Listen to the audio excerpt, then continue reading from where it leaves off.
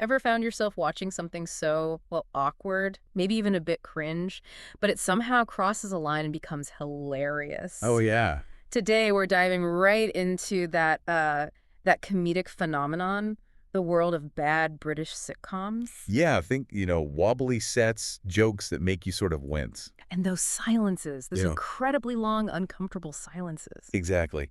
And, listeners might be wondering, how can shows that, let's be honest, have humor we'd find pretty offensive today, Mm-hmm.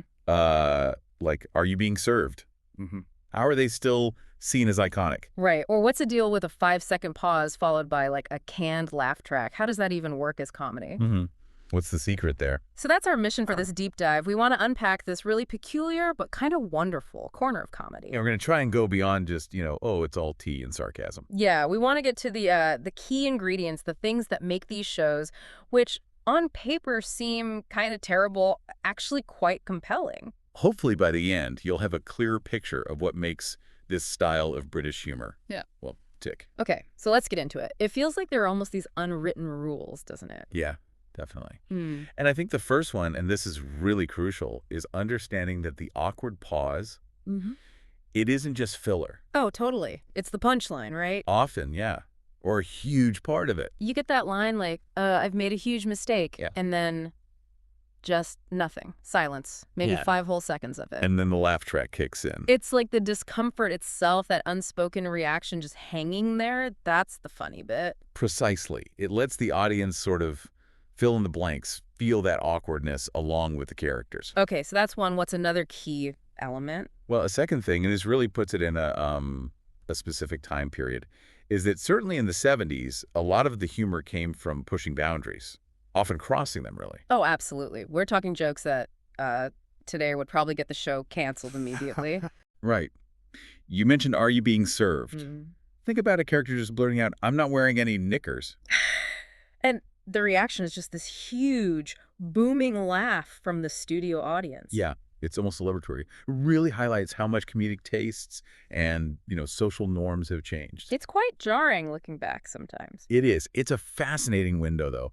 And a third element, which often surprises people new to these shows, it's the sets. The wobbly sets. The very wobbly, very obviously sets. They aren't seen as a flaw. No, it's almost part of the charm, isn't it? It really is. That low-budget feel, the slightly artificial look. Like you're watching a play half the time. Yeah, exactly. And, if a prop breaks or a door falls over mid-scene, That's comedy gold.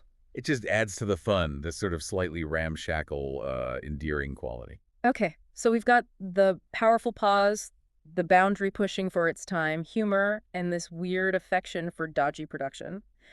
But how does all that badness add up to something? Well, good, or at least something we enjoy. Yeah, that's the paradox, isn't it? This is where it gets interesting. You have that so bad it's brilliant effects. Right, like take Mind Your Language. Oof, yes. A classic example, full of stereotypes that are just, wow. Undeniably. But somehow it's remembered almost fondly as a classic by a lot of people. Maybe there's an irony there. Or maybe we're enjoying laughing at its flaws as much as with its intended jokes. It's hard to say. And then there's the intentional awkwardness, the cringe comedy. The Office UK is the masterclass, Yeah, surely. absolutely. David Brent, just peak cringe. You get those exchanges like, please don't do that, He just doubles down. I am doing it. followed by silence, that excruciating, wonderful silence. And the thing with cringe is, your own discomfort is part of the intended experience. So if you're squirming on the sofa, You're probably getting it exactly right. It taps into that shared human experience of social horror. vicarious embarrassment. Yeah. Mhm. And even though some aspects of these shows haven't aged well at all, like Milk, perhaps, Uh-huh. Yeah, that's a good way to put it. we still kind of love them, don't we? The attitudes might be dated, the jokes might fall flat now. But you still have affection for the characters. Like Del Boy in Only Fools and Horses. Always. This time next year we'll be millionaires. Yeah, and you just know. They never are. And that predictability, that failure, is somehow endearing. We love these flawed people. So, okay, if someone's new to this or maybe just finds it baffling, how can they start to, well, appreciate it, not just endure it? Good question. First step, I'd say, is embrace the awkward. Don't fight it. Lean in. Yeah. When that silence hits, just sit with it. The longer it goes on, often the funnier the intention behind it. Hmm. Let it land. Okay, embrace the awkward. What else? Look for the running gags. They're huge in British sitcoms. Like in Blackadder, Perfect example. Baldric always popping up with, I have a cunning plan. which is always inevitably terrible. Exactly. And it's funnier because it's always terrible. Spotting those recurring bits really adds a layer. Right. You're in on the joke then. And another thing, except that some jokes just won't land for you. And that's okay. Yeah. Taste is subjective, right? Totally. Yeah. Think about Mrs. Brown's Boys. Very broad humor. A simple line like, that's nice, gets a massive laugh track. And you might be sitting there thinking, why? Exactly. Just accept that maybe that joke wasn't aimed at you. Don't overthink it. And here's a practical tip I find useful sometimes. Try watching with subtitles on. Oh, that's a good shout. Why is that? Because some of the humor is so dry, so understated, you might just miss the line completely otherwise. Subtitles can catch those quiet zingers. That makes sense. Especially with certain accents, too, perhaps. Definitely. Okay, so let's touch on the cultural differences. Why do Americans sometimes just seem utterly bewildered by all this? Yeah, it's a common observation, isn't it? There's often this Constantly. perception, which British humor itself loves to play up. That American comedy needs the jokes spelled out more. Something like that. Maybe more overt. Mm-hmm. So, a British scene might show a total disaster unfolding and the character just deadpans, that went well. Right, understatement. Meanwhile, everything's literally on fire behind them. Exactly. Whereas the, let's say, stereotypical American equivalent, maybe exaggerated by Brits, might be the same disaster, but the character yells, that went well, maybe does a high five. Right before a final explosion happens. Yeah, it's just a broader, maybe more signposted style sometimes. It really often boils down to understatement versus, well, overstatement. I think understatement is key to a lot of British humor.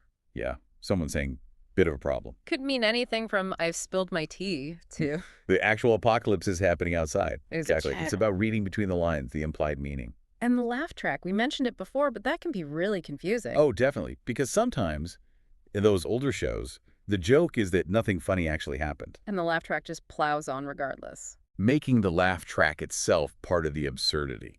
So, another pro tip. If you're watching and you don't laugh when the track does, You might actually be understanding it perfectly. you might be getting the real subtle joke, yeah. Okay, so hopefully everyone feels a bit more equipped now to navigate this wonderfully weird world. Ready for a challenge. Ooh, okay. A listener challenge. We're calling it Sitcom Spy. 3 missions, if you choose to accept them. All right, lay it on me. Mission 1.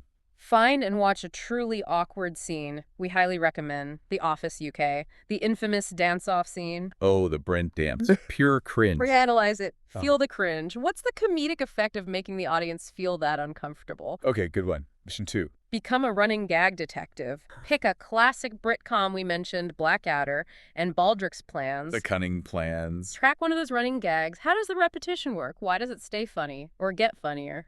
Nice. And the final mission. Test out some dry humor yourself. Next time something minor goes wrong, you burn the toast, miss the bus. The small stuff. Try reacting with maximum understatement. A quiet, sarcastic, well, that could have gone better. See how it feels. We actually had someone share their attempt. Oh, yeah. They said, tried brilliant plan sarcastically. My cat judged me. Use the hashtag #BritcomFail. Share your attempts. Love it. Okay, so to wrap up, you're now armed with some insights into the quirks, the pauses, the wobbly sets of bad British sitcoms. Hopefully you've got a better handle on why these shows, despite everything, hold this really special, weird place in comedy history. Yeah, a bit more appreciation, maybe. Or at least understand, and maybe it makes you think on a broader level, Yeah. just how much our own cultural background, our expectations, shape what we find funny. What else out there from other cultures might we be totally misinterpreting or missing out on? That's a great final thought. What humor are we maybe just not getting because we don't have the context? Definitely something to chew on.